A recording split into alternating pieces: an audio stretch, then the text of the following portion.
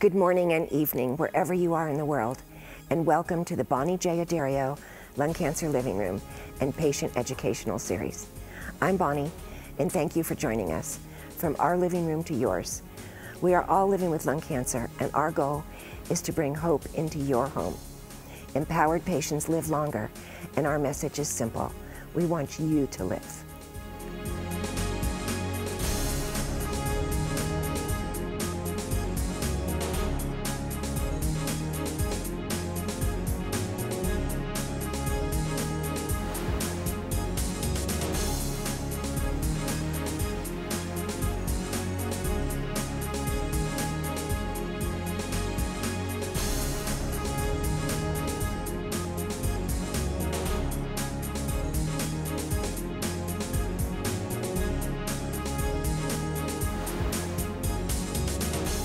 I hope everybody got a chance to get something to drink and something to eat. Hello to everybody that's signing on via the net. We're a full house tonight. I know, isn't it great? Yeah, it really is. There's a couple of new people here. New people, great. We want to make sure that they get a chance to kind of tell their stories. Some people who have been on a little hiatus and have decided to come back. Yeah, that's good too. So welcome, welcome, welcome. There's a couple of different things happening tonight. We had originally planned on having our big launch of the 360 program in living room form. What we decided to do was get rid of a couple of glitches that were found last month and do this soft launch one more time. So we're going to start with a traditional roundabout. Everybody can give updates, tell us where they are, what kind of concerns they might have, if anything new is going on. And then we have a couple of questions to kind of pose to you just to get some feedback. And then at the very end, I'm going to ask Danny Gasparini to come up here because she has something she'd like to say to everybody. So I'm going. Who's Danny Gasparini? I introduced her last month, didn't I? She's the lady holding the mic. Yeah, she's the loud one in the back. So I'm going to pass the sign-in sheet again. If you don't need to put your phone and email unless you do not hear from me. If you do not hear from me, it's because I still can't read your writing. So, so if you could try to, if you're not hearing from me, just try to make it so I can see if you're at, if it's an underscore, if it's a dot, if it's a whatever. I'm going to let Sally start with that. And then, I don't know if I want to put new guy on the spot. Sally, do you want to start actually too with your... And I have the microphone, so we'll need to pass it Oh, around. yeah, and I want to let everybody know, because I know last month there was a little bit of confusion about the mics. All the tables in front of you should have a mic for the people sitting directly behind those tables. So Are we missing one over here? David can decide which side he wants to choose from. Okay. Make sure you hold the mic, or else everybody at home can't hear what you're saying and learn from all your wonderful experiences and hear all your amazing words of wisdom. And do know that we do have patients and survivors and caregivers that are actually live watching us. And so right excited now. to be here. I'm Yeah. sure they're all typing feverishly So, yeah. about how excited And they they'll are. be typing as everybody talks and asking questions and doing whatever, and we'll be answering them, and you'll be answering them as well. Yeah. So it's fun. Sheila, all of you know Sheila. She's over there in the corner making sure that everybody online gets answered. So there she is. So Sally. Hi, I'm Sally. I put myself into an early lung cancer study because I was at high risk. It was an international study, and in 2004, and they found nodules in all my lobes, but said they were benign and they would just watch them, and after 5 years, one grew. So I was very fortunate that it was found very early. I had a lobectomy. My bottom right lobe was removed. I was staged 1A and very fortunate that I did not need chemo or radiation. But I'm watched very closely because of the other nodules, and I feel very, very fortunate to be part of this group. I'll pass this on. Hi. I'm Rick McCarter, and I'm my wife Tina's caregiver, which has been a really easy job because she's done really, really well over the last year and a half, and it's been unbelievable. So I'll let her talk about it. Yeah, a year and a half ago, about, I was diagnosed with 3B, non-small cell, and I went through chemo and radiation, and let's see, my last scan, I started having scans in last August, so far they've been no evidence of disease, so I'm in good shape so far. And I'm on Tarceva now, too, for what?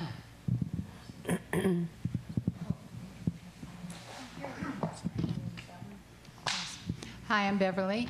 I was diagnosed about a year ago with stage 4 cancer in my brain and in my lungs. I've had 2 gamma knife surgeries, and recently I've had my scans to determine my maintenance program. And I was very excited to be put on Tarceva. And we did it without knowing because we didn't there was never any evidence of a genetic link, but it was just a try. And it turned out that the doctor feels as though I've maintained my situation, that my largest tumors have been stable, and there was enough progress that was made to keep me on the same prescription. So my life is a lot easier being on Tarceva. But I do have to do follow-ups for the brain tumors. And, but I'm doing, overall, I'm doing quite well. I'm very appreciative. Thank you. Hi, I'm Carrie Peterson. I was diagnosed in October with stage 4 adenocarcinoma. I'm having a really rough time right now. Anyway, things are going along okay. I think it's just all hitting me that I'm now done with my hardcore chemo, and this is what life is, and I'm having to make a lot of adjustments, a lot of reality checks. I'm doing okay. I'm on my 2nd round of the maintenance chemo, which is Alimta, and I'm definitely still feeling the effects of the previous hardcore chemo regimen, and I'm looking forward to feeling better. I'm Carrie's uncle, Jeff, and I just take care of her as much as I can.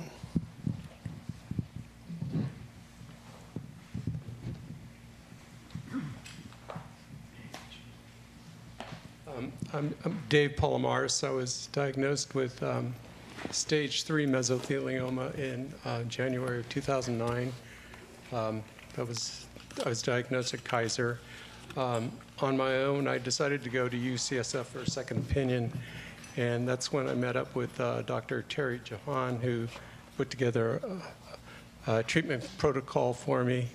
So in March, I had my right lung removed. Part of my pleural lining was removed, and then started on a regimen of chemotherapy that included cisplatin and Alimta, and followed with radiation treatment. So all my treatments ended in October 2009. I've had subsequent CT scans, and so far all the scans are clean. So I'm in good shape. And Bonnie has asked me to share with you some new information. I started going to a pain specialist right here in Redwood City. She's terrific, and she has me on Lyrica, which is actually developed for fibromyalgia. However, I have a lot of pain issues because of my surgeries and radiation, and it has really helped a lot. And she's added to it Celebrex, and the two together have really helped me a lot. I'm doing a lot more things that I used to do before I went to her. David, who are you seeing? The doctor's name is Dr. Date, D-A-T-E. D-A-T-E? Right, she's on Veterans Boulevard in Redwood City.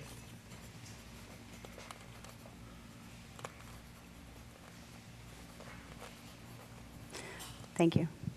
I'm sorry. Do any of you guys want to talk, or are you just gonna? I'm putting you on the spot.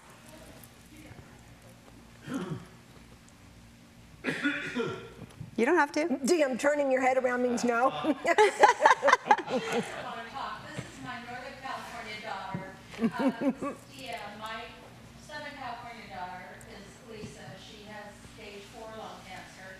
My daughter and this Northern California daughter were diagnosed at the same time, September of 2009, and they're both doing great. She's doing great. My daughter's doing great. My daughter is stable. Her cancer's in the lung lining, so it's tough to get rid of that. So she's just under maintenance.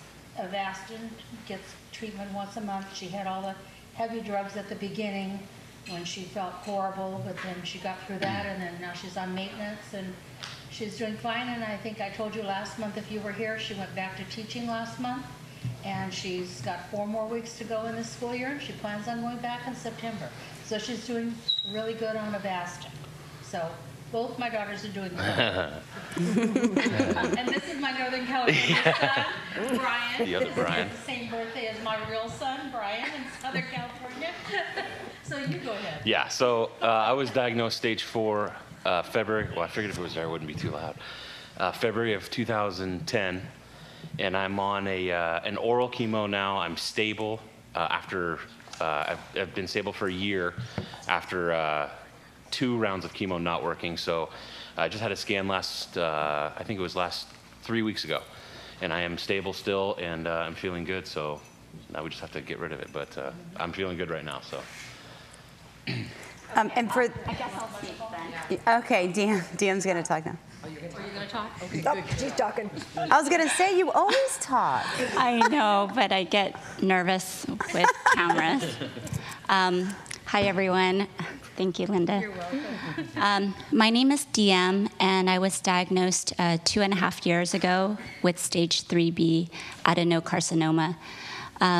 It took me and my family by surprise because I've been pretty healthy otherwise. Once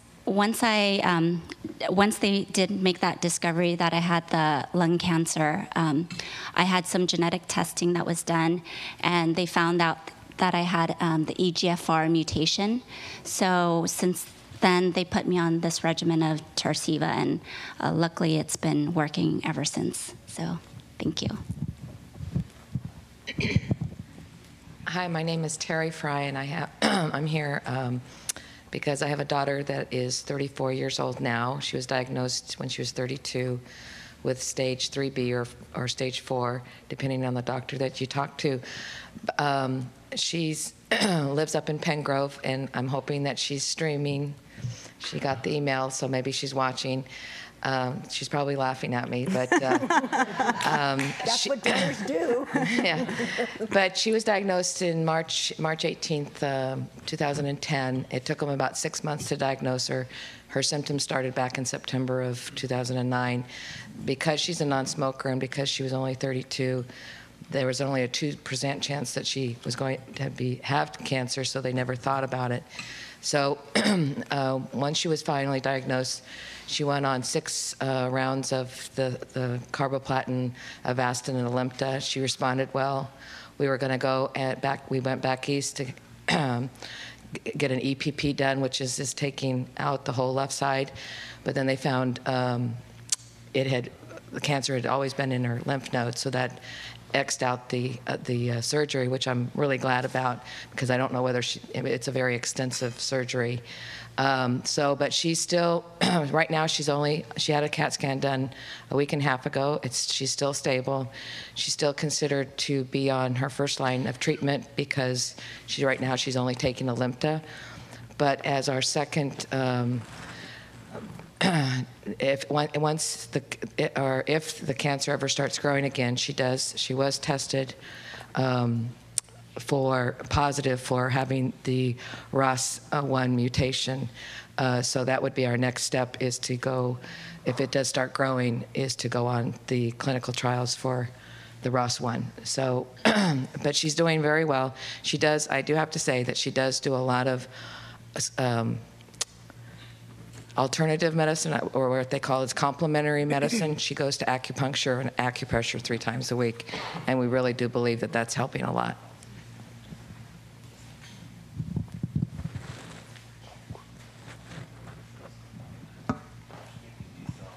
You're up. I'm Jim Duran. Excuse me. I'm Jim Duran, a caregiver to my wife, Nita Duran, who will speak.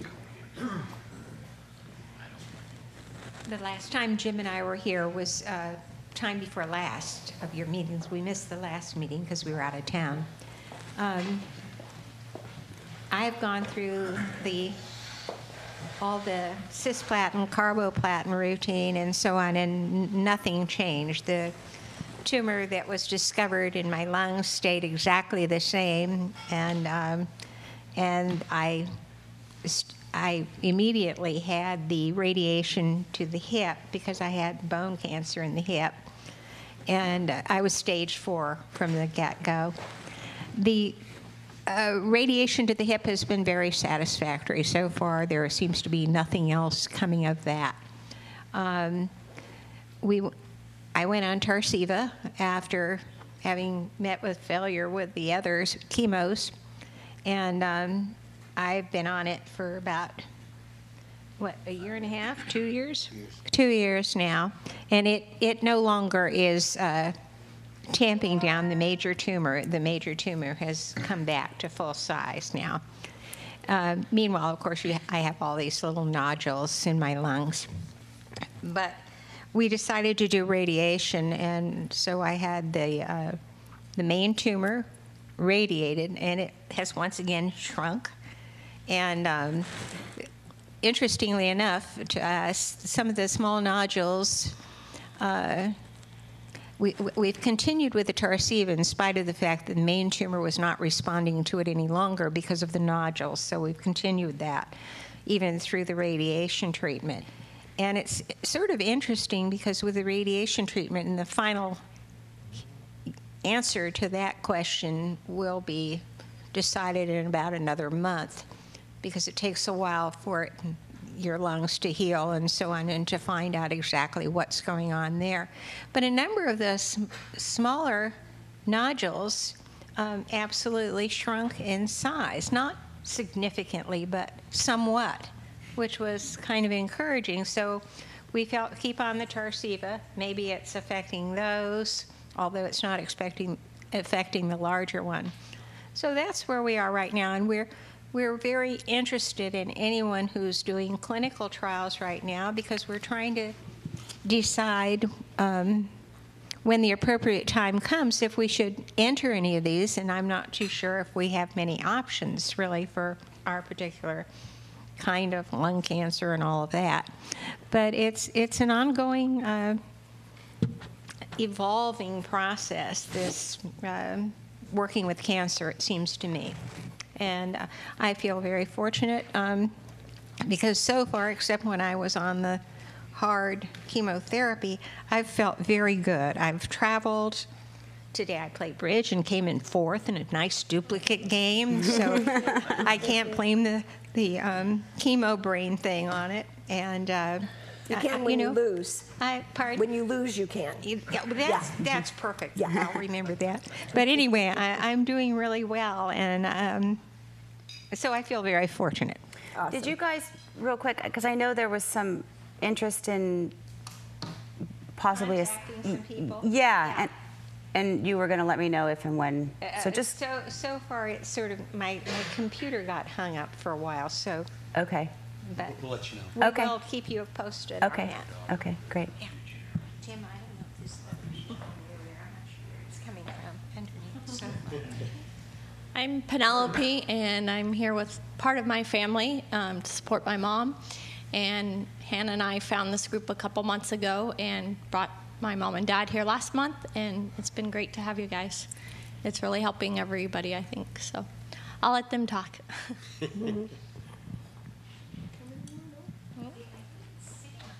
Is it stuck? It's stuck under the sofa. That's enough. I'm Hannah. I am here with my mom and my dad, with my mom, and she will tell her story. Thanks for having us.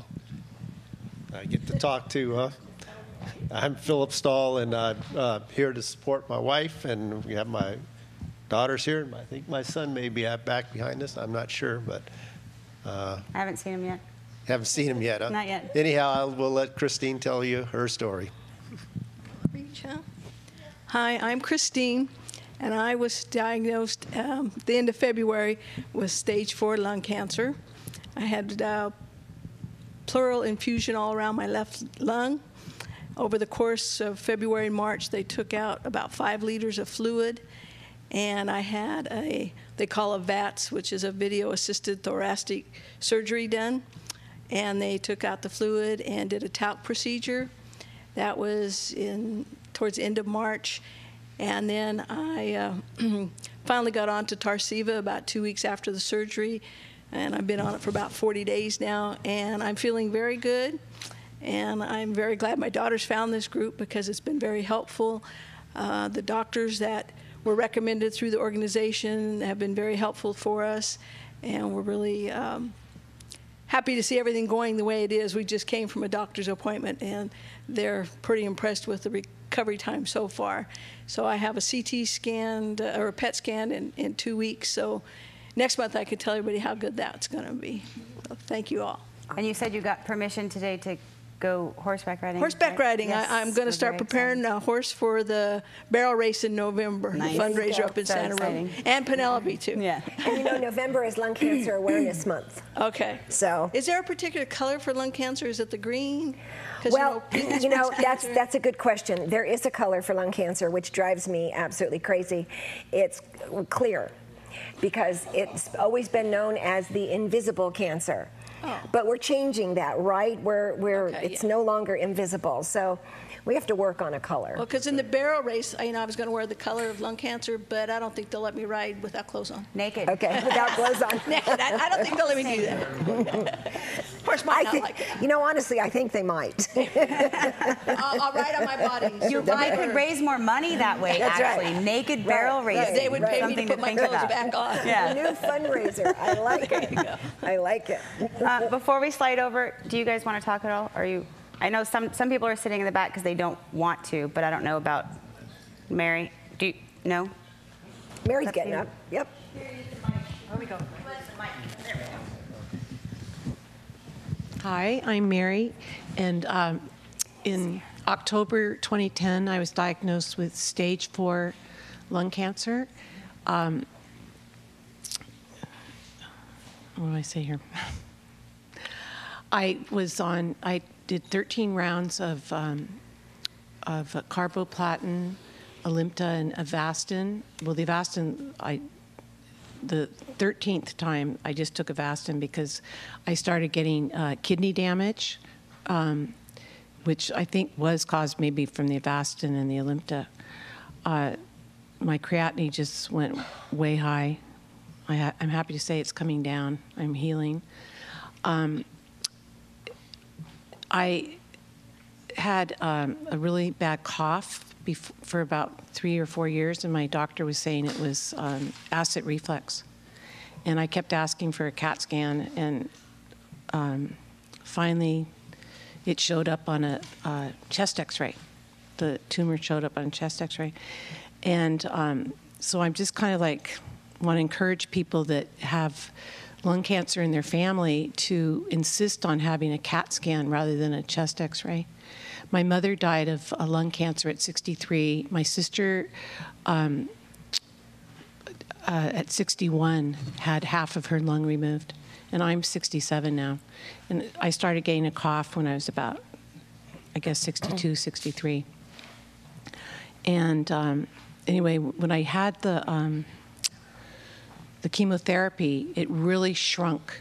It really shrunk my tumor to almost nothing, and my cancer had metastasized to my spine, and since the very first time I had a PET scan, my spine has not lit up. So the chemotherapy really worked on the cancer.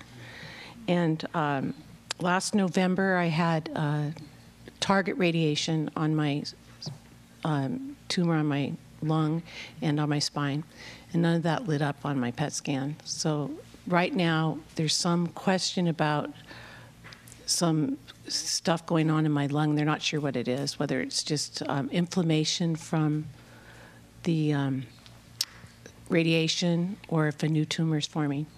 So I'll find out. I don't go back till July. I'm not taking any medication for cancer right now, and I feel great. And another thing I do is I exercise an hour every day rigorously, and I think that's really been really good for me. And thank you very much to this group. Danielle and Bonnie, you're just wonderful. Mm-hmm. Would you like I think they're good. Anybody?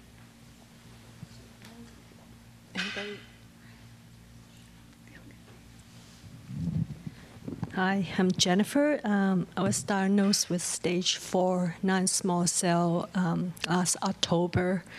I was put on Tarceva right away before any testing was done, based on a X-ray and a CT scan. And being Asian, 40s. I had a call for about 4 months before the diagnosis. I was pregnant at the time. Doctor said, oh, it's just acid reflux and allergy. Gave me a lot of allergy. And right after I gave birth, the cough was a lot worse and persistent and sweats. And so he decided to give me a chest X-ray. And immediately there was a huge mass. And we moved to CT scan and so forth. So I've been on Tarceva since day one, and it's been working out really well for me. So far what I've done is exercise and eating pretty light on meat and mostly vegetables and so forth. The cancer is under control, and the CA level is not minimal now, down to 3 or 7. Oh, 2? It's down to 2 now. Okay.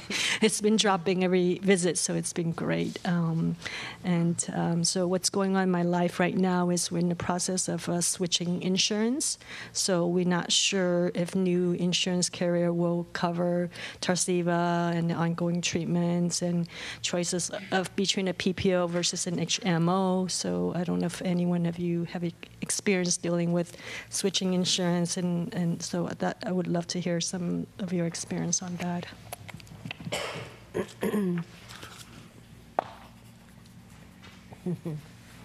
Orrin, I think you have one in front of you. There you go. Yeah, okay. Hi, my name's Orrin Walker. I was diagnosed with stage 4 adeno cancer of the lungs, and it was in the brain. Had 2 tumors about the size of my thumbnail, which is quite large. I went through chemo, not chemo, but radiation therapy on the brain, and then I went to chemo. I was doing really well, but by the 5th chemo treatment, my blood count was very low, so they decided to give me some time off. So I took 3 months, and we went to the Philippines, and we went back to Missouri, where I'm from.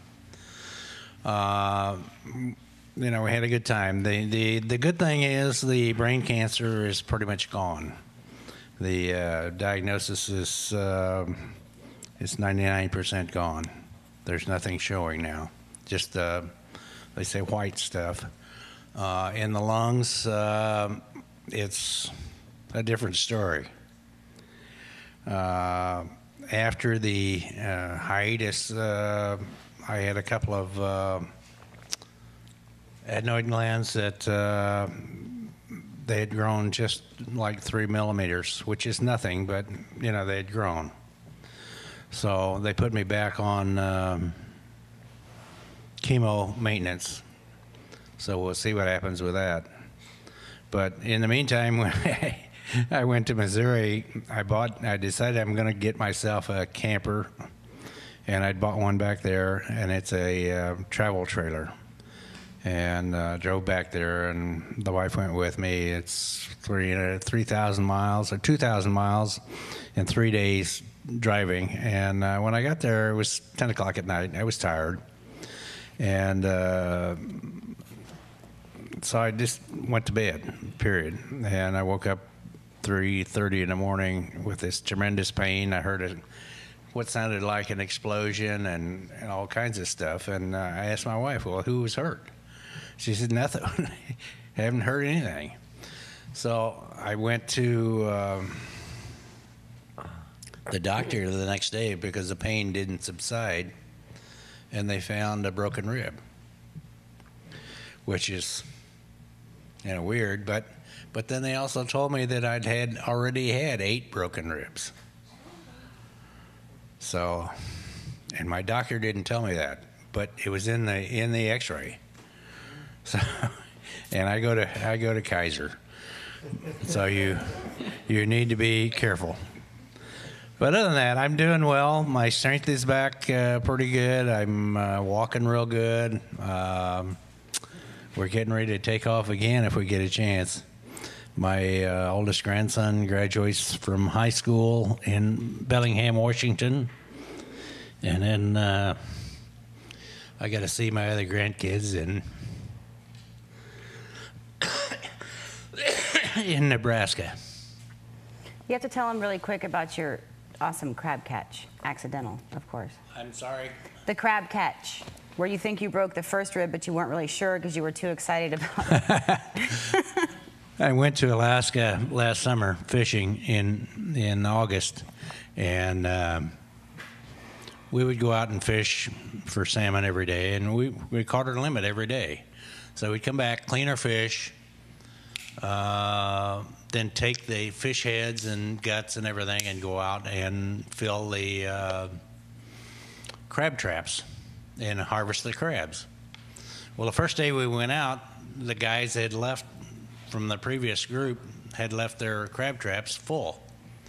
So, we did real good, but then there was this old crab trap that looked like it had been there for years, and it had all this, what is it that grows on algae the... or... Well, it's not seaweed, but it's barnacles, yeah. It was just covered with barnacles.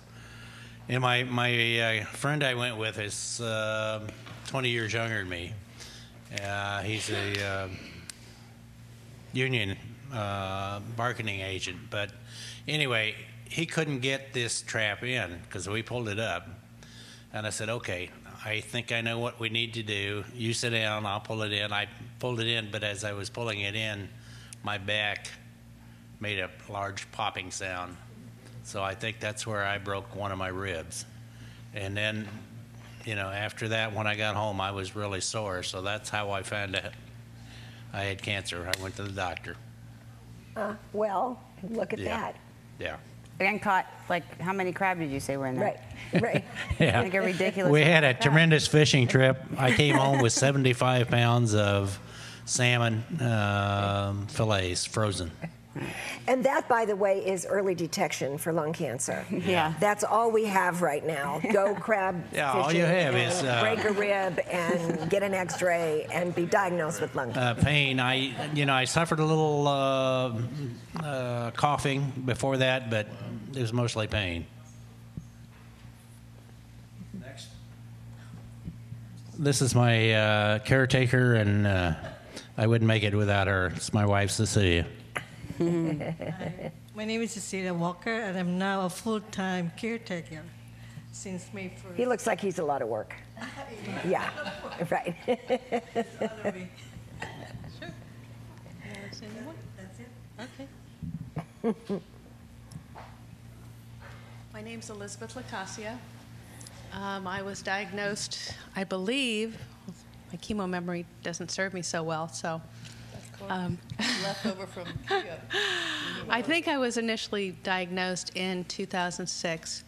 It took almost over a year to get diagnosed because I too was told that I had acid reflux or allergies and these sort of things, and all they needed to do was a bloody x-ray. So by the time I was diagnosed, my tumor was the size of a ping pong ball, and I was coughing so much that I had to prop myself up at night in order to be able to breathe very well. So I went in, they basically did an x-ray, and they did some other tests, and whisked me in and whisked out my lower left lobe lung, and I was told that I was lucky and that I was cured and that I didn't need an oncologist and all of that. Well, unfortunately, about 18 months later, my cancer came back and went into all my lungs, all 4 lobes. I'm stage 4. I then had a wedge resection at that point, and shortly after that point, I started on chemotherapy, which was carboplatin, Gemzar, and Avastin. And I continued on that for a certain period of time. But at the same time, I also, after a while, got a second opinion. And I started finding out about some of the new alternatives that were coming into the market. And one of the biggest things I found out about was genetic and molecular testing. And so my second oncologist strongly recommended it. And my first oncologist was kind of resisting and fighting against it and that sort of thing. But what I realized after I was able to successfully get the genetic testing done was that if I had known before having my starting chemo, the first round, that the chemo that I was put on in the first the first combination, the most toxic of the 3, was also the one that my tumor was resistant to. So I essentially had to undergo, a very arduous chemotherapy, and one of which was totally ineffective. So my cancer started progressing. I immediately changed to my new and current oncologist, who I think the world of. I honestly credit him for saving my life. I am a firm believer in participating in clinical trials. I'm also currently on a clinical trial right now. I'm completing my 41st cycle. My clinical trial included Alimta and Tarceva. I, too, was having some issues with my creatinine level starting to skyrocket, so much so that they pulled me off of the Alimta, and now I'm only on the Tarceva. And I've been on the Tarceva for about 4 months now. My oncologist was pretty nervous about that because he was afraid of the cancer coming back. But so far, knock on wood, nope. I am complete response. What was called ground glass opacities have basically not completely disappeared, but my lungs are extremely clear for somebody who has stage 4 lung cancer and stable.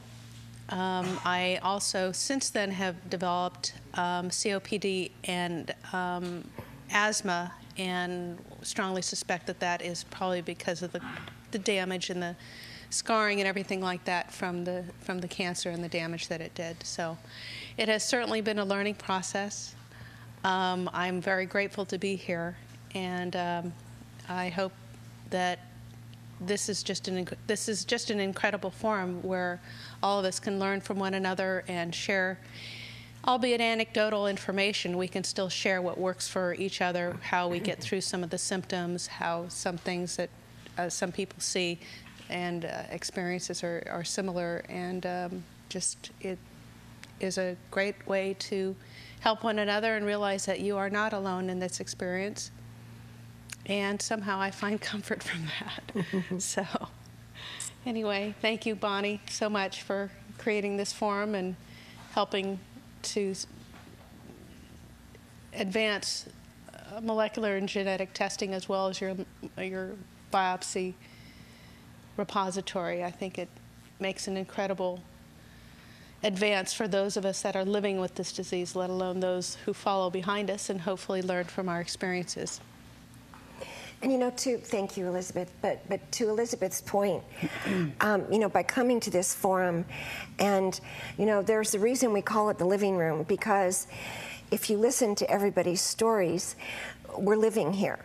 We're living with cancer, but we're living, we're traveling, we're having birthday parties, we're living. And Elizabeth found her second oncologist because she was here and came here. She got molecular testing because she learned that here. And the goal of the living room is for people to share their stories and learn and become empowered and take that information back to their doctors and really demand state-of-the-art treatment and care. And what you share with each other here is so important in your journey and in continuing to live with this disease. So. I think your point about being your own advocate was something that I think surprised me the most, was that here I was going through this very arduous experience of not finding a specialist who focused on lung cancer for a long time, but let alone feeling that I had to fight the system and demand that they give me drugs to boost my white blood count in order to take the next chemo because they just had overseen it or whatever. And I felt that in my first experience, and I'm no longer at that institution, but I felt that I literally had to be very proactive and finding out, well, what are the new treatments, you know, what are the side effects, how do I, you know, maintain my body as well as I can. And I didn't really find that help at all coming from the physicians, and I don't think it's necessarily their fault, it's just that there's so little information.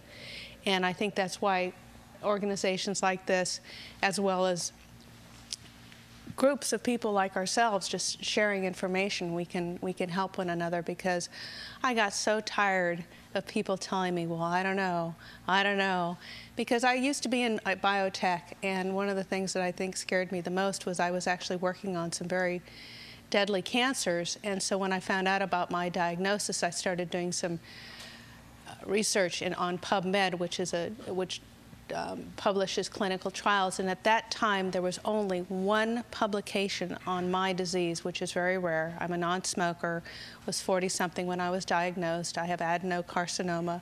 Bronchioalveolar carcinoma is essentially the majority of my disease. There was one single published study, and they basically said the only option people with this disease had was surgery. Otherwise, the outlook was very dire. So, being in the field and seeing these sort of things, and just realizing that there's such a need for information to be shared about this disease, and to see the strides that have happened even since I've been diagnosed, just really take my breath away. You know, the genetic testing, the molecular testing, the new diseases, the new treatments that are coming out, like ROS and EGFR and all these sort of things.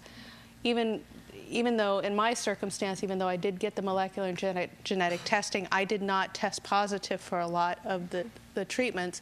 And I think I'm essentially referred to as a wild type, I believe. But go figure, you know? Yeah. But my oncologist, fortunately, took a gamble and took a risk, and he says, you know, I think I've seen your profile before, and even though you don't seem to respond to EGFR or Tarceva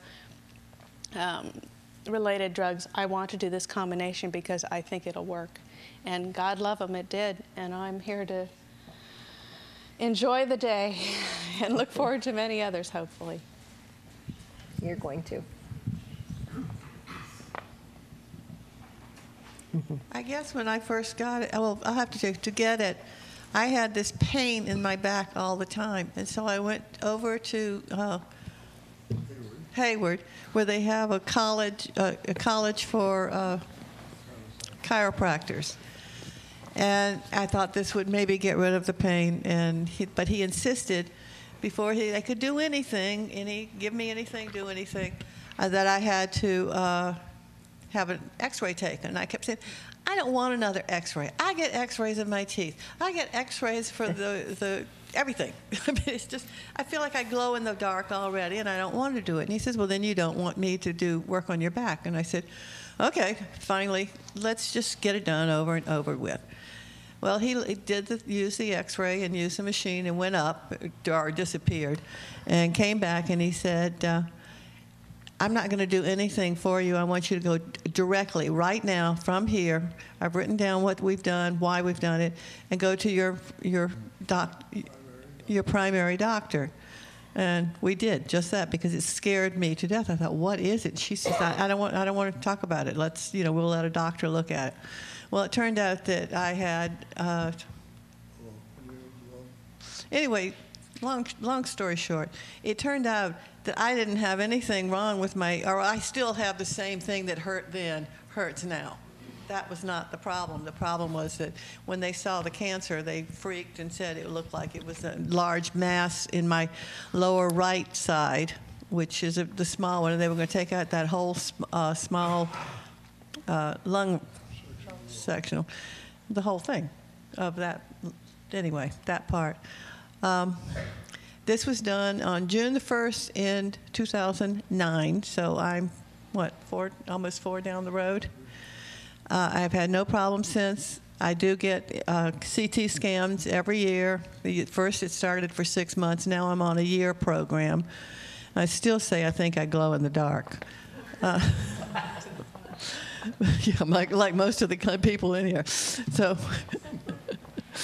but I never really had an oncologist until way past the whole thing. In that mine, what he told me when I went in there, he says, because he had been recommended as being really the best one around, et cetera, and he says, but I'm retiring in December, and this was like in October.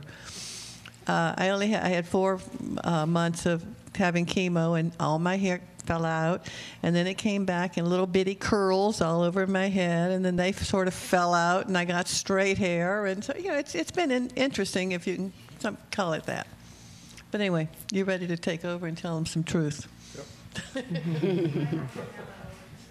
That's all right. I can get there. My name is Peter. This is my wife, Marjorie. She didn't introduce herself, but that's what her name is. I'm her caretaker. I've been doing that for some time. How about 37 years, dear? We've been married. She says that there's nothing wrong, but I say she has chemo brain because you saw her presentation where she couldn't remember the words and things and so forth, and I sat here and tried to prompt her. And I do that all the time for her because I love her so much. What was that? Ooh. I just think you're adorable. I'm just laughing with you, laughing with you. But I'm going to reveal something tonight that she doesn't even know. I went to my urologist this week for a checkup, and my PSA had doubled since the last time I went. And he said, oops, we can't go this long. You're coming back in 6 months. Now, for those of you that are not aware, PSA measures prostate cancer, which I had and still have. And I went through radiation for many times, never had chemotherapy, so fortunately I didn't have to go through that nonsense, but going to the hospital and have that going over you, trying to hit the right spot was fun.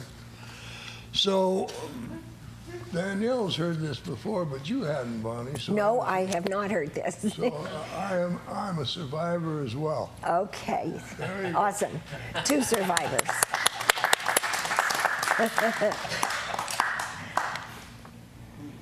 You have your mic in front of you. I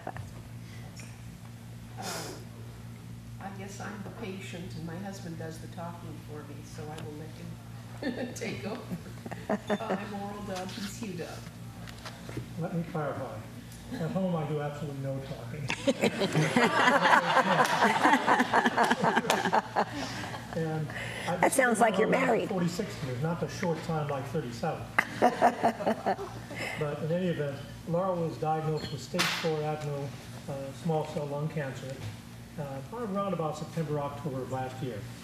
This surprised the hell out of us because we've been hiking around, walking around on top of Pikes Peak in August and feeling just fine, both of us. So anyway, after... We're hearing this mic doesn't work, so we're changing out the mics for you. Oh, you get to start over. Okay, well, the people back home lost on some things, I'm afraid. Good. I was wondering if it was working. I couldn't hear the echo on it. in any event, Laurel has gone through 6 stages of mixed chemo. That's Alimta and carboplatin, because she wasn't possible for her to take the third ingredient they usually use. Complete success. She was completely free of lung cancer, and they put her on just Alimta for maintenance chemotherapy. She had 2 sets of that. 2, 3. Maybe 3, and so I do get corrected. And then they did a PET scan, and it turned out the cancer was coming back a bit. Luckily, she is EGFR, or her cancer is EGFR positive, and so we're going to start on Alimta in the process of doing that. And Tarceva. Tarceva, rather, on Tarceva. We have to get this okayed for our insurance, so they're in the process of doing that, and we figure by next week she'll start on the Tarceva.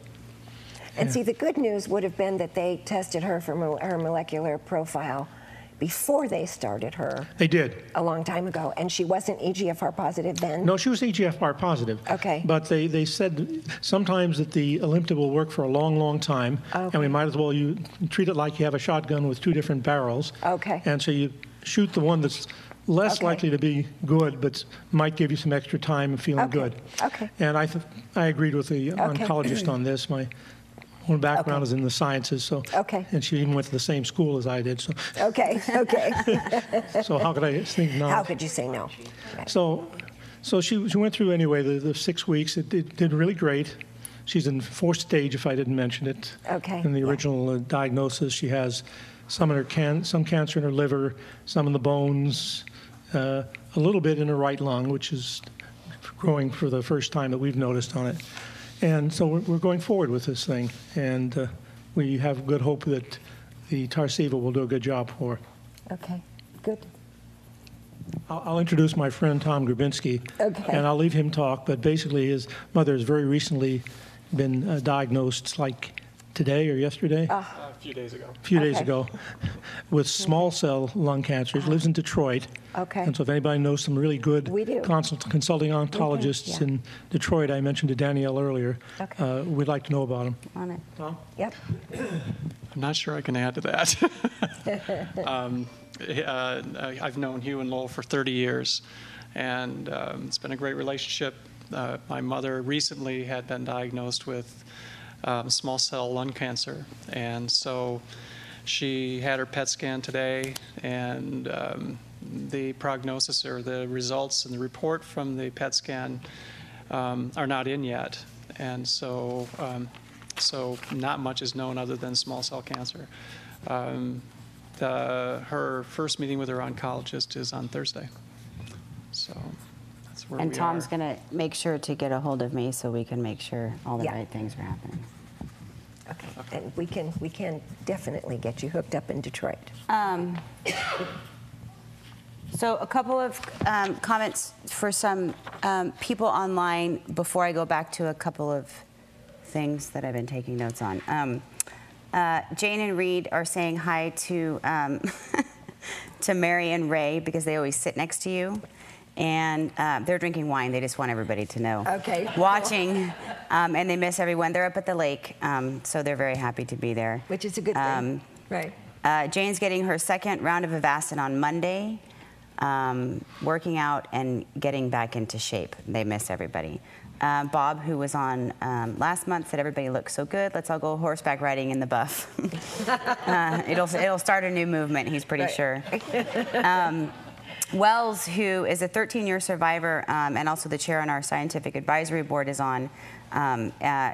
He has love for you all to watch his new video that's on our website, but he wants to know if anyone's heard of Maker's Mark for lung cancer, because apparently. And well, that's Wells, and we really think that that's part of the reason why he is 13 years stage 4 on Iressa, which is a drug that's been really put on a shelf, but he takes it religiously with Maker's Mark. Right. So, yeah. Hey. And then Joe Gaeta from Atlanta chimed in that hey, Joe. Woodford Reserve Double Oaked just got FDA approved. Diane Jordan in Texas. This all got to be, apparently lung cancer survivors are all a bunch of alcoholics is what's going on. Diane Jordan in Texas is one of our biggest cheerleaders, and she's raised amazing. the biggest run, the biggest team for our 5K run recently in Dallas, Texas. So go, Diane. She's great. But a couple of notes I was taking, and a couple of things that I wanted to go back to. I actually wanted to start with Carrie, and I don't want to put you on the spot. You can tell me to stop if you don't want me to go any further. But I know you're struggling right now, and I just wanted to know if there's anything I personally or anybody else here can do to get you past this point, because you will get past this point. My taxes. I've got a list of stuff. You know what? That's easy. We could do that. We'll do that. I'm brainstorming, and I've also been going to yoga and some other classes and such. So things like that are good. Routines in a good structure. That's helpful. What do you feel like is your biggest struggle right now? I think I'm just having trouble looking forward. I can't go back to the life I had before all this chemo. And so I'm trying to redefine what I do and how I'm doing it, and I feel like I'm tired, and it's this cycle of being tired.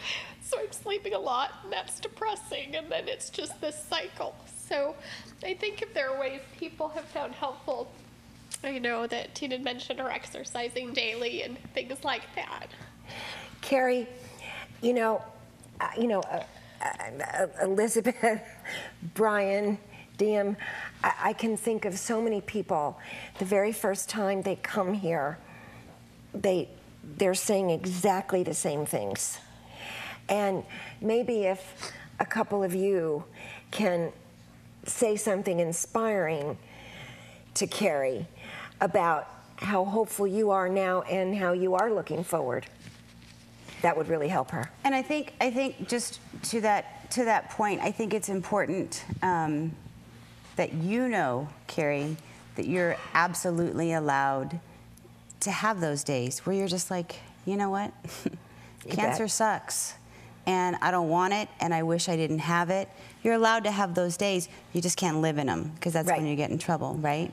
So there's not a person in this room, I'm willing to bet, and including my mom, who's probably a better person to be making this statement, that can't tell you they have those days, but that there is light at the end of the tunnel on those days, and that's where I'm going to leave it to them to tell you about those dark hours and how you kind of get through them. Yeah.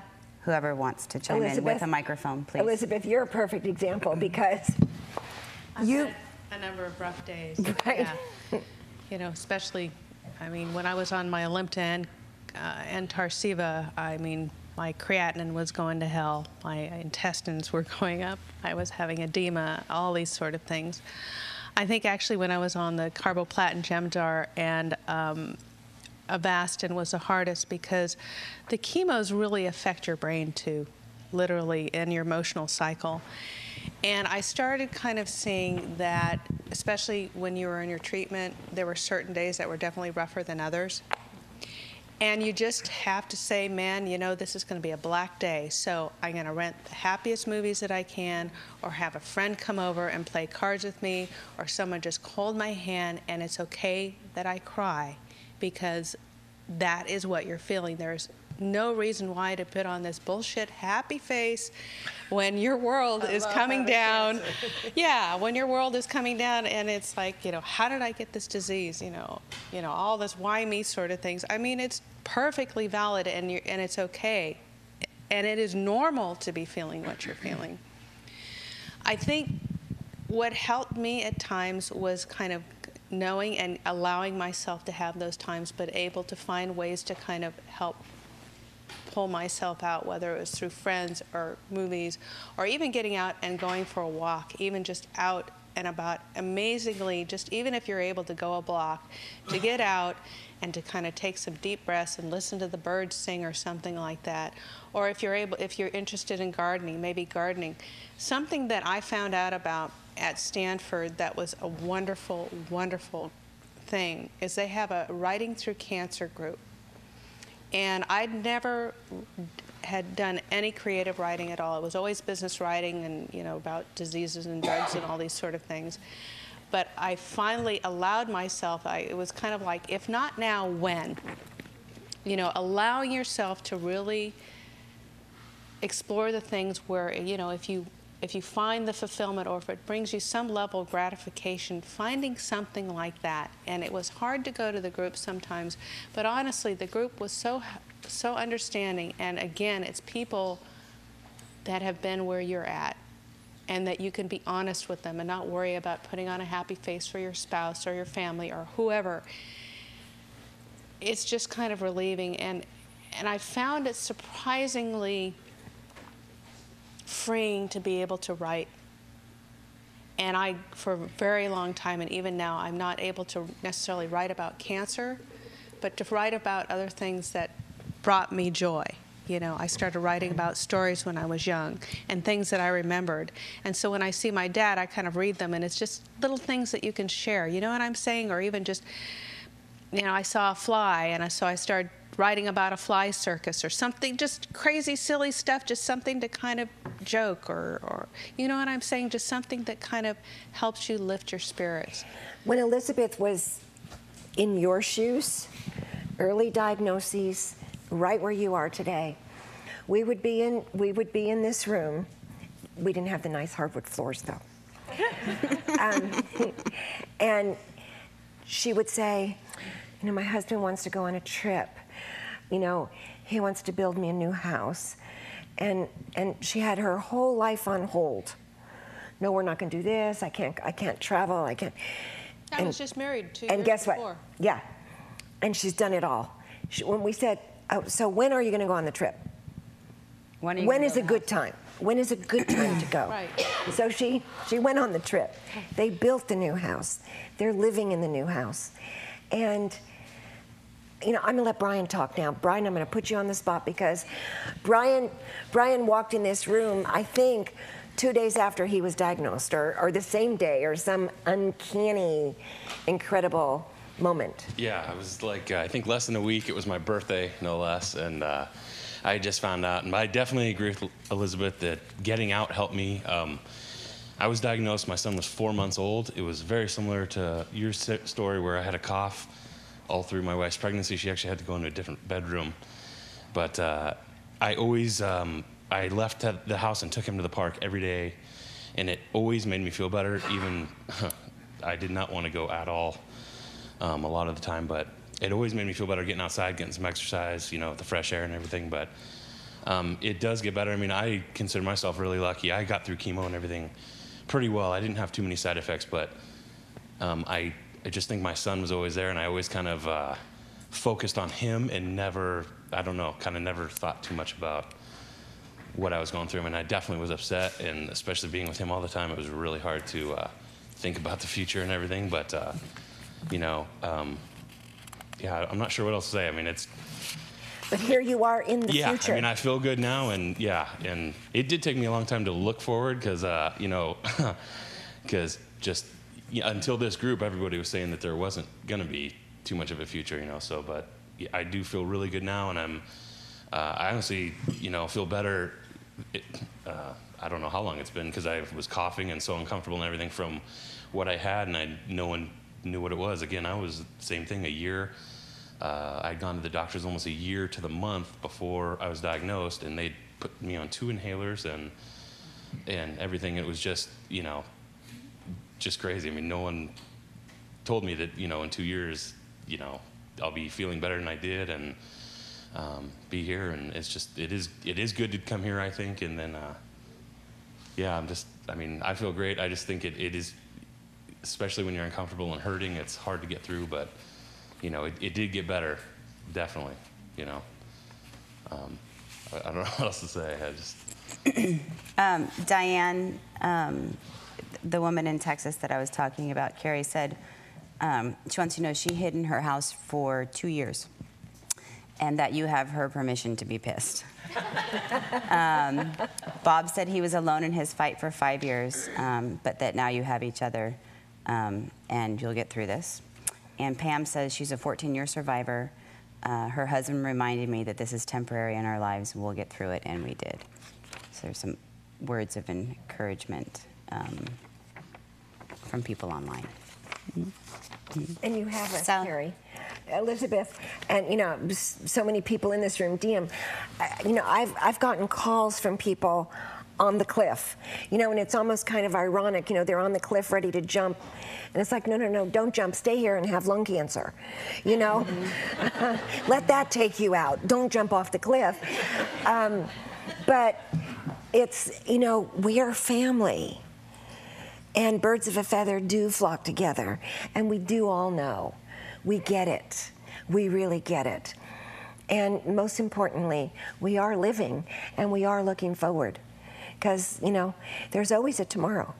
There's always a tomorrow. We don't know what it's going to bring, but there's always a tomorrow. I remember when my mom was sick early on and having those days a lot. And so my sister and I would go and literally like drag her out of the house, kicking and screaming. And she was going through treatment, so she wasn't very strong. We could take her, right? It was fine. But we'd take her out of the house. And I mean, even if it was literally just on the really dark days, like we're walking to the mailbox and back. Like that's what we're doing. We're gonna open the blinds in your room. We're gonna let some fresh air in, and we're gonna take a walk to the mailbox.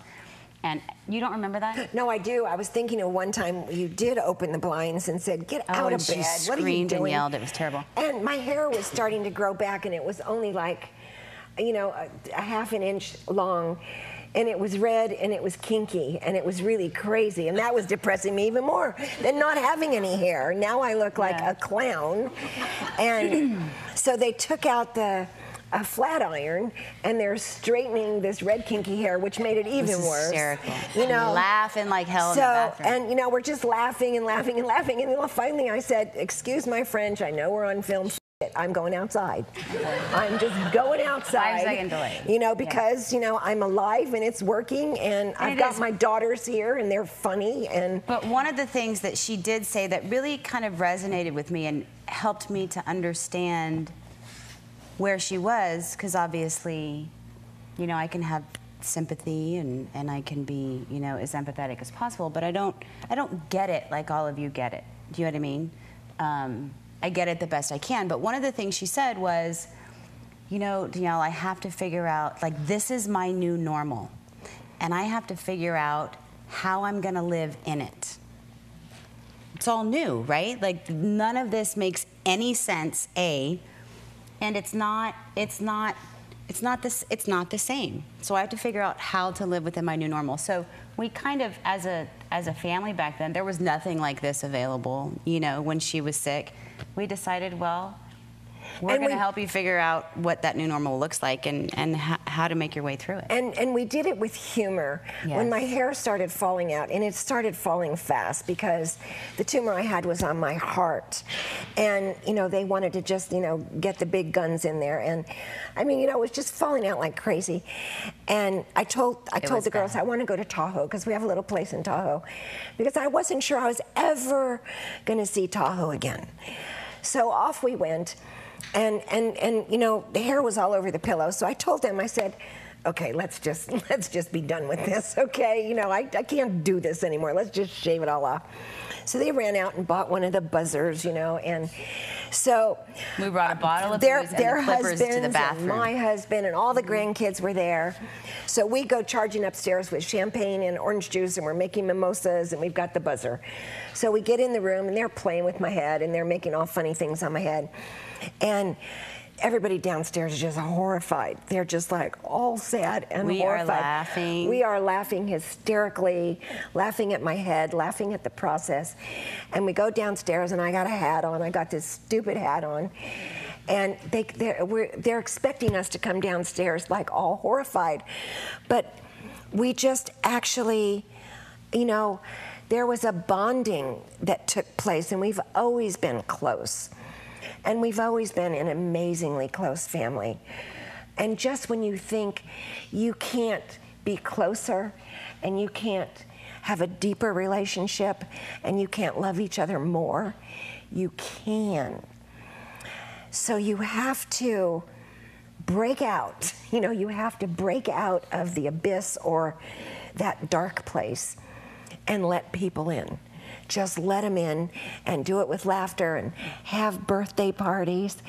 Tina just recently had a birthday party for herself. She called her birthday party, and she had bubbles and burgers, and you know, you have to just kind of, this is a great opportunity to do really crazy things. Do really crazy things that you would never do when you're normal and healthy. You know, it's okay because people give you, they forgive you when you have cancer. It's like, okay, you know, whatever, you know, so take advantage of that, you know, go for it. But also know that, granted, there were so many, crazy as it sounds, good days during those dark hours, but there were also the days, I mean, you all just heard her drop an F-bomb pretty easily, and when she's, you know, in her ultimate comfort zone, she had no problem telling us where to go, how to get there from time to time, and we respectfully would like, okay, well, maybe we'll try with the humor tomorrow. So, well, we like to have Sunday dinners, and now there's 17 of us. My kids, and I have a son as well, and we have 9 grandchildren. So in the immediate family, there's 17 of us, so that's chaos. You can't make reservations to go anywhere because they just laugh at you and go, really, 17? No. So we have to eat at home a lot.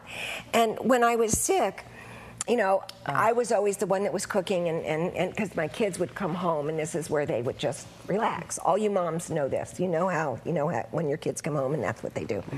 So this one time I'm cooking, I have no hair, I have a hat on, and whatever, and they're all laying around, and I'm doing the dishes, and so finally I flicked on the lights and went on and off, and they all looked at me, and I said, hello, I have cancer. I'm doing the dishes. There's something wrong with this. You know, so they all went, oh my God, and they jumped up and started doing the dishes. So, you know, Carrie, what you did today, I love. You trusted us. You trusted us to reach out. And I hope we're making you feel just a little bit better. Thank you. Yeah, it stays with me. Okay. The thoughts from this experience each month have definitely stayed with me. Okay, good. A couple more things, and then we'll kind of move on. Diane, again in Texas, if you met her in person, you'd know she's amazing. She said one of the things that she wants to point out is that the pressure to always be positive is exhausting. And I know when you're getting people coming at you from all different angles, family members, people who are just trying to help, and they're always just like, you know, you can get through this day. You kind of just want to go, really? Not today. So she's just letting you know that sometimes it's okay to hide under the covers. Joe, again from Atlanta, wants us to know that he thinks this is an amazing forum, and the content and the format, the people and the Ustream, and he would like to try to get viewing parties done in every city. Bob says, now we're having a party, you go girl. I'm not really sure what you were saying at that point. Jane thinks something is so true, and Whitney says laughter is good for the soul and for the family too. So.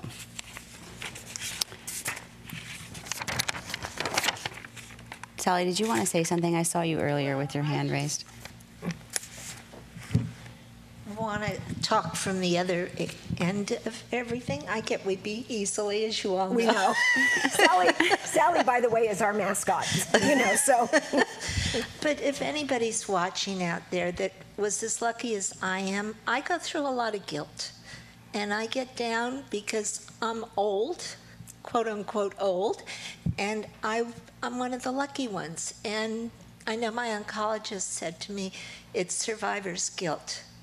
So I keep trying to tell myself that. I admire all of you so much. I'm sorry. But if anybody is watching this, just know if you were as lucky as I am and you're going through the guilt, that why me? Why was I lucky when someone half my age is in much more dire needs? Just know that it's normal.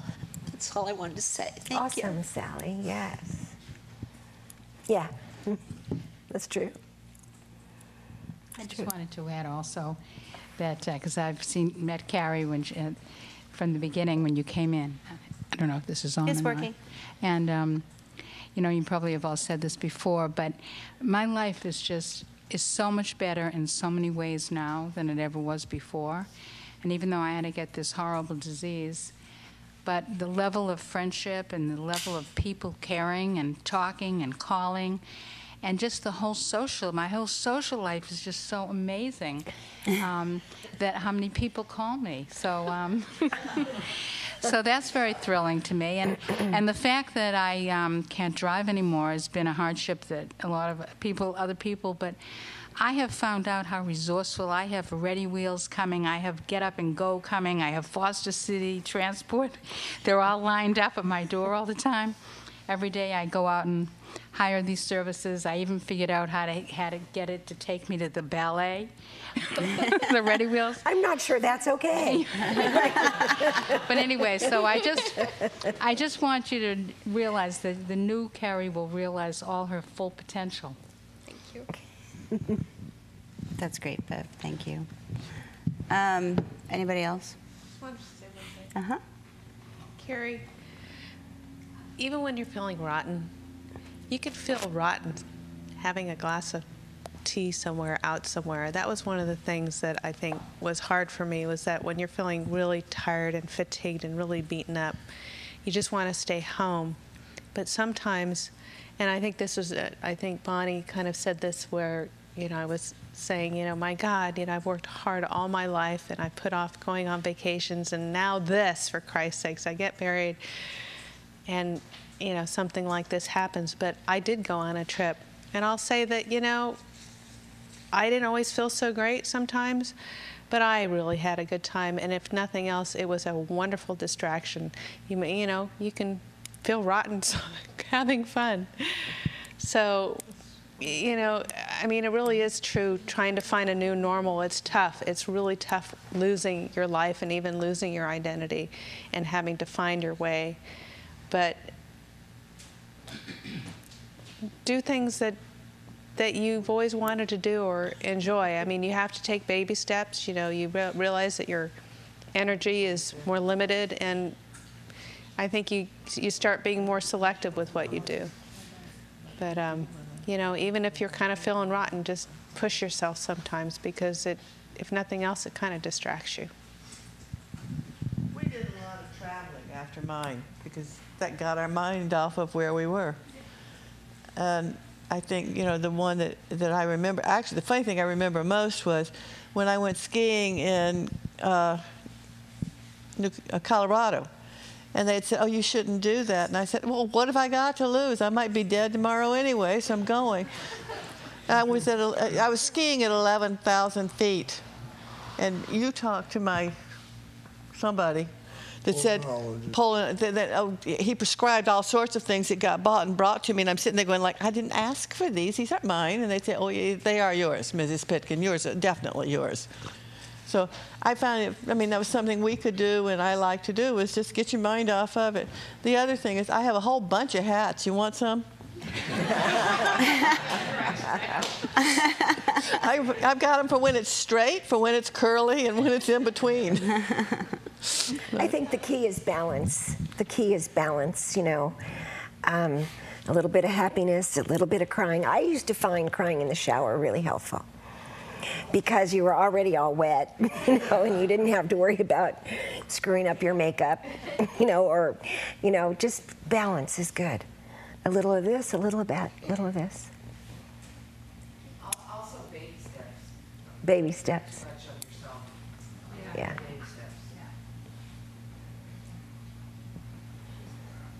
And antidepressants are good too. They're good. They're really good. I remember going to my oncologist, and you know, I'm always the brave one, and always the tough one, and always the one, I can take this and I can do this. And one time I went to visit my oncologist, and I was bald and all this stuff, and you know, I would never sit on the bed. I always sat in the chair because I wanted to be eye to eye with him. So he said, all he had to say to me was, how are you today, Bonnie? And it's like, I'm just crying all the time, you know, and I just lost it. And I had my elbow on the paper on the bed, and he said, well, we can fix that. And I said, what? And he goes, well, I'm just gonna, you take these, and in 4 weeks, you're gonna feel just fine. And you know what? I did. I did. If you ever have a reason to be depressed, cancer is it. Your whole body is upside down. Your metabolism is not working. Nothing's working. Your blood's all screwed up. Everything is just not working the way it's supposed to be working. And antidepressants are really good. If you're not taking them, go ask for them. Yeah, I am. Okay, good girl. I'm taking a lot. Okay, okay. I just started on thyroid medicine in the last few weeks too. Because Okay. apparently in all of this, my thyroid's. Okay, okay. See, a lot of those, they all have a lot to do with the process. So, awesome. And for all the new people that haven't been here before, we always stress that it takes a village to take care of you. Don't think your oncologist has all the answers, or your surgeon has all the answers. You need to have a pulmonologist in the picture. Because your oncologist says goodbye, see you in 3 weeks, see you at the next scan, whatever. Pulmonologist is key because your lungs have been compromised, your chest has been compromised. You need to breathe. Lots of things that a pulmonologist can do to help you out. Whatever, dietitian, laughter, lots of things. It takes a village, friendship. So don't put all of your beans in one basket. A couple other shout outs from online. One regarding what you were just talking about. Diane wants to say that Xanax rules.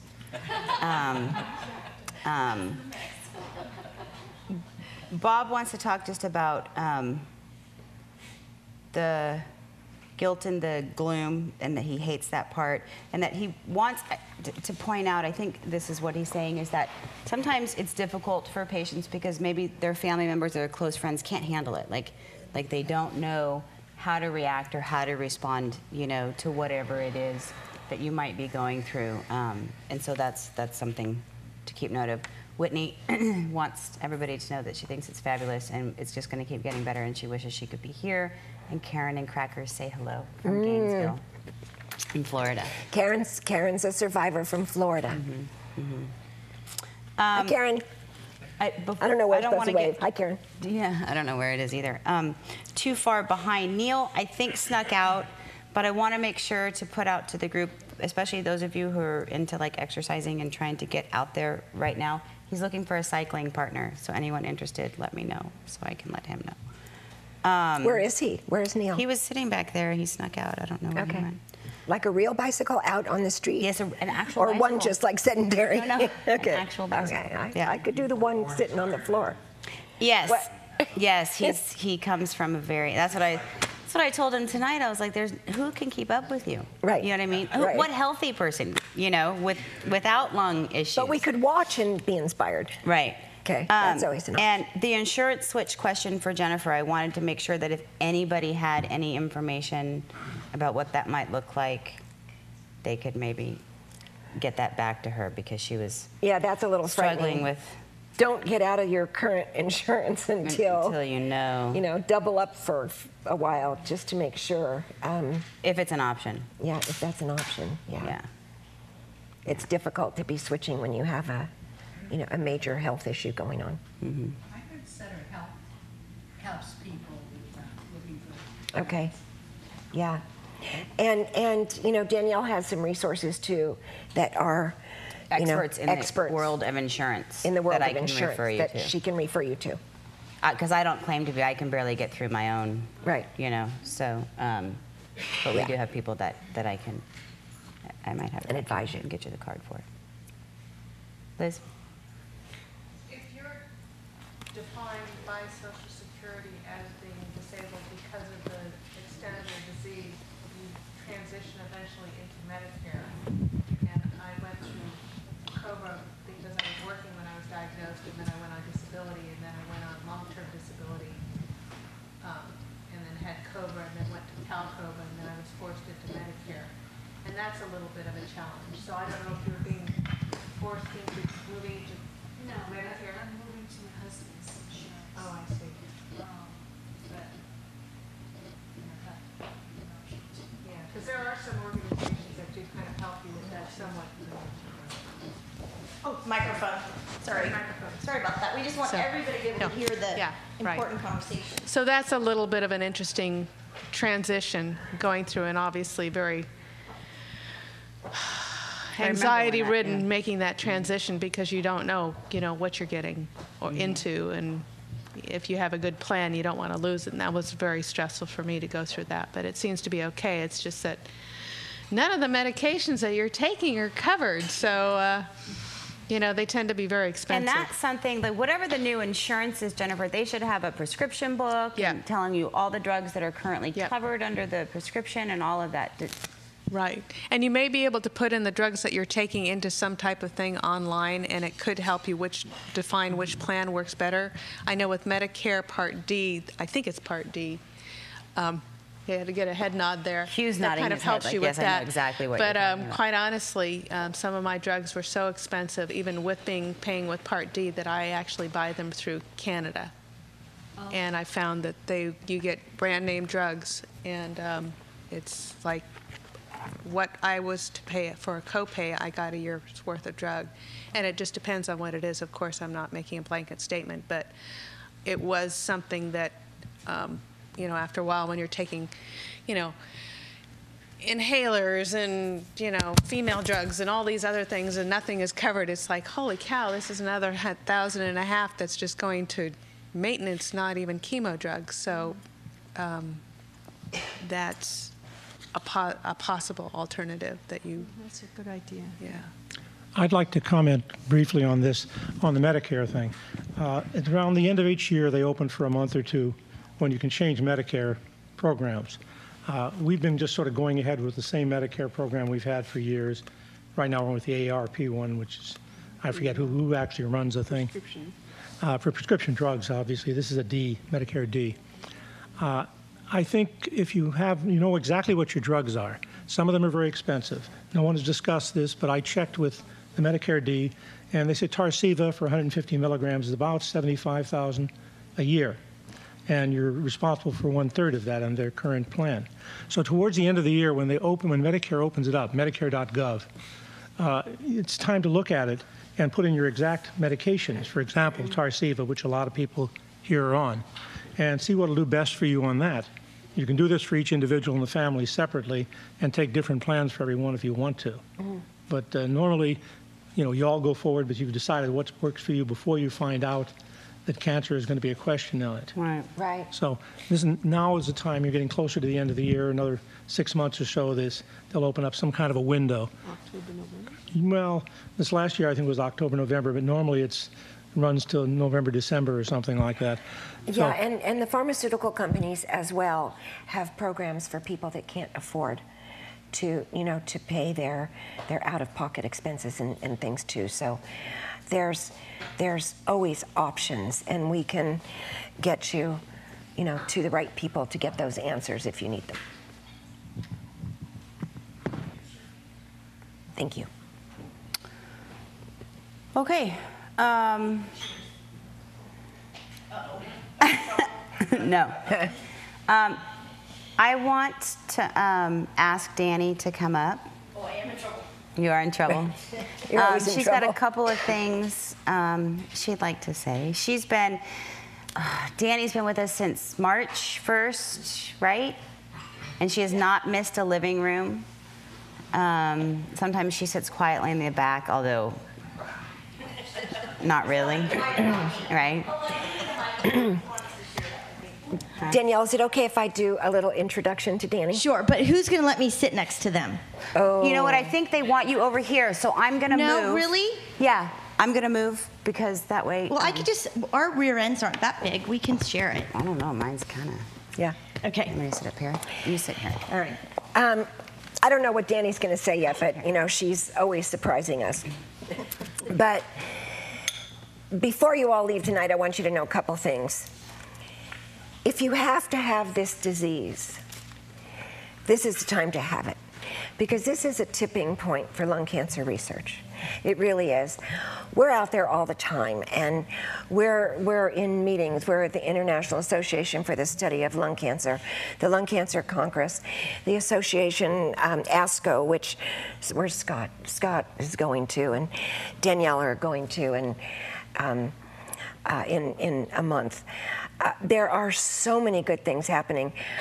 crazy things that we didn't even know 6 months ago. For instance, all of you people that are on Tarceva because you have the EGFR mutation, they're discovering that when some people build a resistance to that particular drug, that all of a sudden they get a new biopsy and they have the ALK biomarker, which makes them eligible to take crizotinib, which is a drug that Pfizer has come up with that's very new on the market and really only, about 11, 12 months old. People that have the KRAS biomarker, just a few short years ago, there weren't very many options. Now there are multiple options. And I think the tone you have to recognize from tonight is that we're starting to see the beginning of this disease being chronically managed. But here's the problem. For every $15 that goes to breast cancer, $1 goes to lung cancer. The survival rate for breast cancer is now 93%. The survival rate for lung cancer is still 15%, 15.5%. It's moving up a few notches. But we have to work on, and we need your help. We're out there and we're having races and we're having this and that, and we've got private funders and whatever. I want everybody to know that $1 helps, $10 helps. I want $20 from 1 million people. That's $20 million a year. That will take us a great distance to continuing to make this an even more chronically managed disease, because we need new biomarkers and we need new drugs. And I'm only leading you into this because I know what this girl's going to start talking about. So, and this is Danny. Danny and I worked together for a really, really long time. And one of the reasons I got the great care I got was I was on the board at Sequoia Hospital here on the peninsula. And I was misdiagnosed like all of you, and at a place in my life, it's like, where do I turn? What do I do? What should I do? I have to make decisions, and I'm just not sure what to do. And I was able to get out of the place I was being diagnosed and get into Sequoia and UCSF and got some really phenomenal care. But Danny and I have been working together for a whole long time, and I'm happy to say we just stole her away from Sequoia. And she works for us now, and she's helping us get that funding. So, yes? May I ask you a question? I would like to know if you have a list of lung cancer conferences that are taking place in the United States within the next 12 months. Absolutely. Because you bet. Try to look it up on the web. Yeah. It's very diffuse. Yes. We found 2, actually, one in Chicago and one in San Francisco. Yeah. And neither one of them seems to be what we're looking for. Yes. So okay. if we had a list, we would know somewhere to start with this. Yeah. Well, and yes, we do.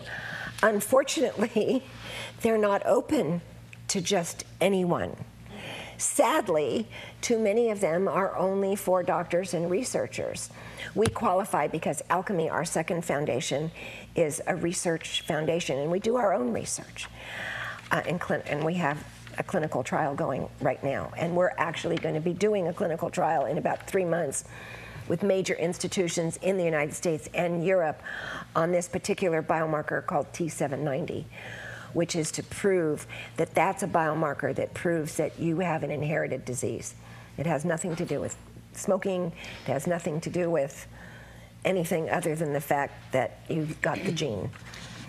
But yes, we do have, and we've had Terry come to a meeting or two with us, and if you'd like to do that, we can, sometimes arrange for that too, so you can see these discussions and this and work I'm happy happening. to provide you with a list, especially of things that are local. Yeah. That they would let you. Of course, it's not free. We're looking for ones particularly that give results of clinical trials. Yeah, okay. And yeah. one of the things that I'm proposing that we do here at the Lung Cancer Foundation is do our own summit So you will certainly be invited to that. It's on my to-do list and on my radar screen to invite our key stakeholders, which is a different group than our researchers and scientists. Our key stakeholders are you as patients and our donors and our investors. So we want to do a summit because, as Bonnie alluded to earlier, the amount of dollars that we can throw at this disease gets us to the end of the race faster. And it's just as simple as that. So we need to have everyone understand what this disease is, whether you have been affected or not. The affinity needs to grow throughout the United States and this world for those of us that haven't been directly touched with lung cancer. It's not just for people who have been newly diagnosed. So that's what we're trying to do. So I think that very soon you will find that we'll be hosting our own summit here. And ask that all of you be involved. And as a matter of fact, we probably will have some of you as panelists, because you are actually, as I listen and as I look at the research from just a layman's eye, you actually have more cutting edge experience because you're living it than those that are growing things in a petri dish. So, because you're actually living the results. And I think that your voice is so valuable to the discoveries out there. To Danny's point, Dave talked earlier about taking Lyrica. He was in pain. He was in pain for a long time, and he wasn't getting his pain managed through his oncologist or his general practitioner or whoever he was talking to. So he took it upon himself to go out and find a specialist in pain management, and now he's sitting here going, "Oh my God. There is a life, my pain is being managed. I'm on Lyrica, which is a drug for fibromyalgia, which you see on TV all the time. I told Dave now I'm going to see that commercial all the time and I think of Dave all the time. But this is the kind of thing that's happening. And in this summit, we'll have major thought leaders. We are connected to the major thought leaders in lung cancer in the world. And our next meeting, we're going to have one of those key thought leaders here, speaking, telling you what is the state of the union for lung cancer, and you'll be able to ask him all the questions that are on your mind. Sorry? It seems to me that you somehow have to convince the big pharmaceutical companies to start directing more resources at this disease so that they can come up with more drugs to treat people. And that's a perfect segue to what I wanted to chat with all of you about, because those conversations are starting to happen. And just a huge shout out to Bonnie, this foundation, because they're the ones screaming loud enough at the summits to say that we have to be noticed. And so I congratulate Bonnie and the whole foundation and all of you for speaking, and now speaking nationally through the live streaming tonight about your stories, because unless we have a voice, we're not going to get those research dollars. And so I'm just going to take a few minutes to give you the hidden story about what we're trying to do at the Bonnie J. Addario Lung Cancer Foundation, so you know that there are soldiers in the fields working on your behalf, fighting this fight along with you. You have the struggle of fighting this emotionally and physically. We're fighting it from a strategic and business standpoint. And we just want you to know that we are doing this, and we're doing this tirelessly for all of you, because you inspire us. We have two initiatives that we've identified, or two of the top-ranking initiatives that we've identified for the next 2 to 3 years. And those two initiatives, of course, are medical research. You heard from Stephen Young, the CEO of Alchemy, last month. And those who are just tuning in or missed last month, you can actually see it up on the website. Alchemy is the Addario Lung Cancer Medical Institute, and they are funding research. They are collecting tissue. They are trying to do collaborative work in the early detection of lung cancer. So we have the medical and research side of it. Last year alone, the Bonnie J. Addario Lung Cancer Foundation gave $1 million to research, just to fund Alchemy and local and national research alone. This year, we have the goal of raising $1.55 million for 2012 for direct medical research. Now, the difference here is the research that we will be funding has to be collaborative. So no closed-door research, no research on behalf of one pharmaceutical company that will not share results. Alchemy is all about being collaborative. So when I say it's 1.55 million, in the world of philanthropy, we might not think that that's very much. But what that really translates is about 9 to 10 times that, because we are doing it in a collaborative method. We are not paying for research labs. We are not paying for researchers. We are saying if you want to be part of our medical research, you have to bring your data and your knowledge and your treasure to us, and we will work with you collaboratively. Secondly, that data has to be available to everyone. This isn't about one pharmaceutical company getting to the end of the line first or getting their drug on the market first. This is about early detection, technology, and everyone must share the information. So it may seem like an easy goal to raise 1.55 million for research, but actually that's going to translate into tens of millions when we look at the collaborations that we are demanding happen in this world of medical research. The second part of what we're doing is what we're doing here tonight, and that's patient education and patient empowerment.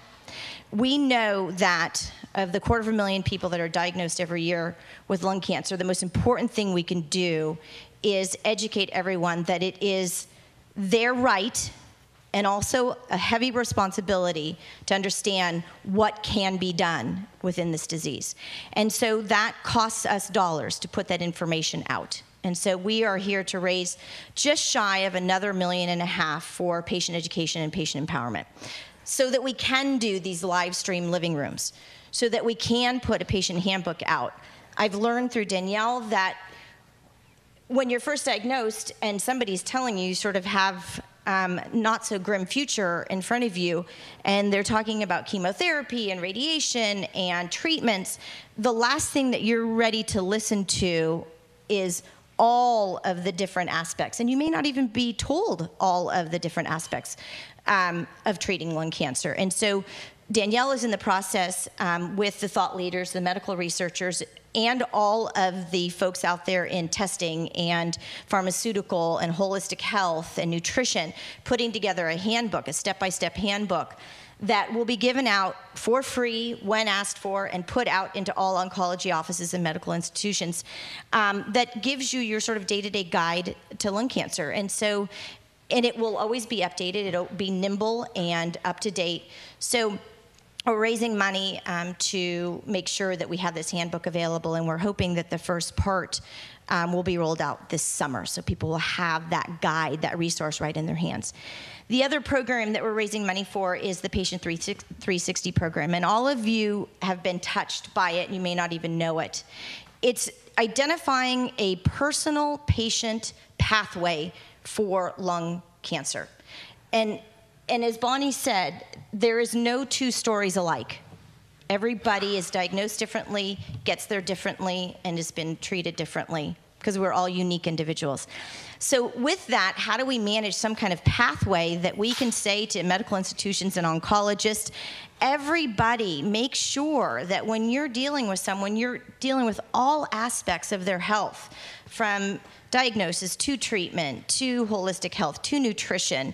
How are you managing their individual pathway? And we're going to actually ask medical institutions to step up and say, I promise to function in that manner. I promise to be collaborative. I promise to have all this information available and ready to every patient. And it's kind of going to be a good housekeeping seal of approval. So you will know when you are visiting Dana-Farber or UCSF or Baylor or Vanderbilt, you'll know if you see that they are participating in this Bonnie J. Addario Lung Cancer Foundation Patient 360 program, you will know that they are paying attention to the whole part of your health. They're not going to like it.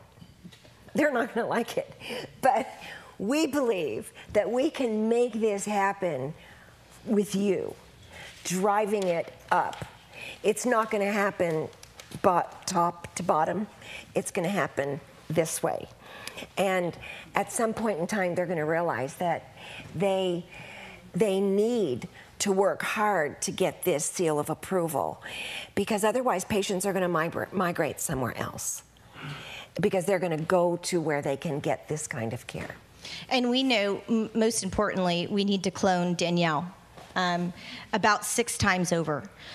We know that the success of each of our patients that are touched by lung cancer is having a direct gateway and path to a patient navigator, as Danielle has been doing. So part of our other fight is to bring on more individuals that can be a face-to-face, voice-to-voice, person-to-person for those that are diagnosed. Because again, all of these kinds of questions come out and they're so unique to each individual, and we need to have more bodies in the trenches with you to ensure that everyone is getting the right pathway. So how are we going to do it? We're going to have a lot of bake sales. Anybody interested in cookies and brownies? No. We are going to do it by enlisting our corporate partners. And this is where we are putting our pharmaceutical partners, our medical technology partners, we're bringing them to the table. And I will tell you very happily, they're coming. I think in the world of pharmaceutical and medical technology, it's just been a hard place to find where to put your dollars. Because if you look in the world of lung cancer in the past, it's been a very narrow focus for people with very narrow agendas. Well, there is no agenda here. So people are finally finding out that 1, we're collaborative, and 2, our agenda is just to fight this disease. Period, end of story. So I think that as we tell our story to the pharmaceutical companies and medical technology, they are coming. You heard Biodesics. You heard Superdimension. You've heard Genentech and Varian. We are all Pfizer. We are all having conversations with these pharmaceutical and medical technology companies because they want to be part of this organization and teach and educate and help empower. They find it most important. Other foundations are jumping on board. We have great individual philanthropists. I want to say a shout out to, we have Tina, who did her birthday party and dedicated, instead of receiving gifts, which I would have said, send me gifts, you said donate to the Bonnie J. Addario Lung Cancer Foundation for your Bubbles and Burgers birthday. And of course, we've heard from Karen Gorenberg and Diane Jordan and Joe Gaeta. All, hi, you guys. I haven't met you yet, but I've heard so much about you and your events that you did on behalf of this organization. Way to go. More power to you. You're raising money for an amazing organization. And of course, our board of directors. We ask them to be givers, and we ask them to step up and be a part of this organization. If you have any crazy ideas about how we might raise funds, please let us know. Bonnie's idea of $20 from 1 million individuals, I think, is a laudable goal. $20 and 20 million all go a very long way. We've even have individuals that have placed us in their estate giving, and that is such an amazing thing to do, is to place us in your heart through your estate. And I got to say a shout out to Miss Sally. Thank you so much for helping us stuff our Mother's Day appeal letters. We sat here 2 Fridays ago and stuffed about 1,000 letters. Happy Mother's Day to all of you here tonight, and happy Mother's Day to those of you that are listening in at home, and happy spring. It's a great thing. So we think we're going to do it. This organization has already raised $9 million on behalf of fighting this disease. We have to be a lot bigger and stronger than that, and we have our goal to do it. I think we have a good roadmap to get there. And before I end, I just want to say a big shout out to Peninsula TV. They're the ones that are filming this tonight and have been and will continue. They're a local organization just like we are here in San Carlos. And I don't know if Sheila can open the doors, but it's kind of like the wizard behind the doors. But we've got Rocky behind there at the controls with Bill. And hi, guys. They're back there making sure that our friends throughout the U.S. Are hearing this message. So I'm Danny. Thanks so much for listening. Nobody usually likes to sit next to the fundraiser. And you can look me in the eyes. I promise I won't ask you for money. Everyone always avoids me in a party.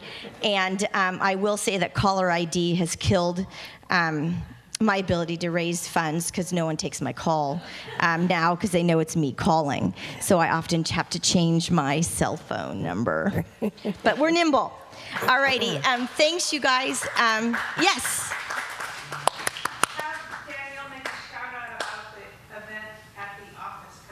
Oh, well, I've got. So Danny's got it right here. Yeah.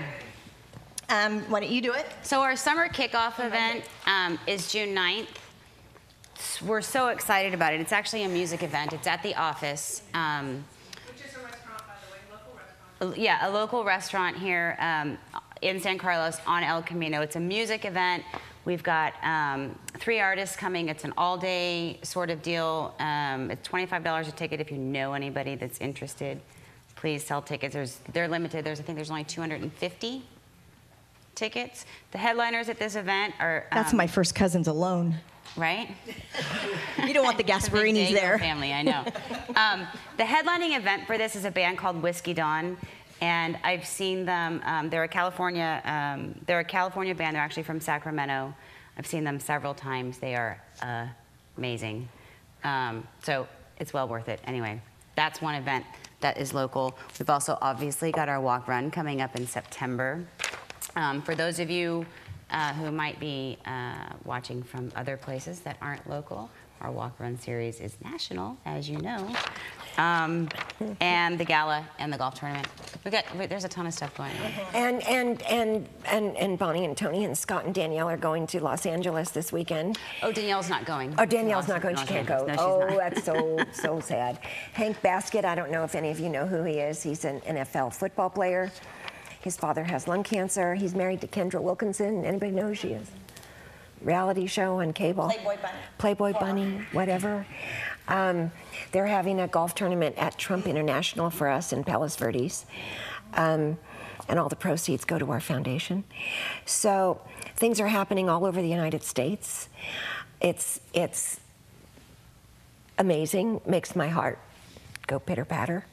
It's all good, and it's all money that's going to go to new biomarker discovery and new drug discovery and making this disease chronically managed, like AIDS. And hopefully more programs like breast cancer.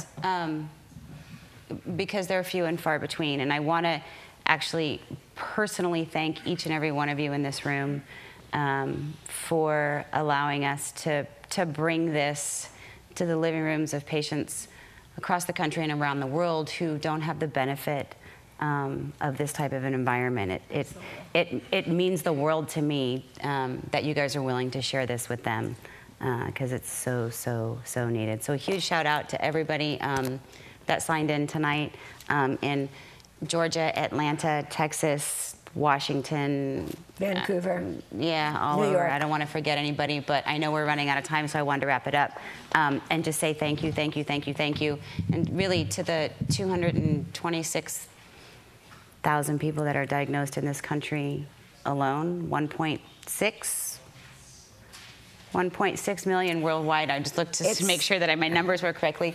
This is gonna mean a lot, and the more people we can reach, and the bigger our voice gets. So it's 450 people a day in the United States diagnosed with lung cancer, and it's 20 people an hour. In this country. In this country. Yeah. I just wanted to say that I was surprised to see the other night at Desperate Housewives, their final episode of the season. When the show ended, they broke away to a whole informative commercial on lung cancer. Yeah. Yes. And, you know, Catherine Joosten is a good friend of ours. And, I can't help but make a comment on this. And it really bothered me at the end of that show that there was a PSA for the American Lung Association. And I admire the American Lung Association. I think they do wonderful things. But they do wonderful things for COPD and smoking cessation. They really don't do a whole lot for lung cancer.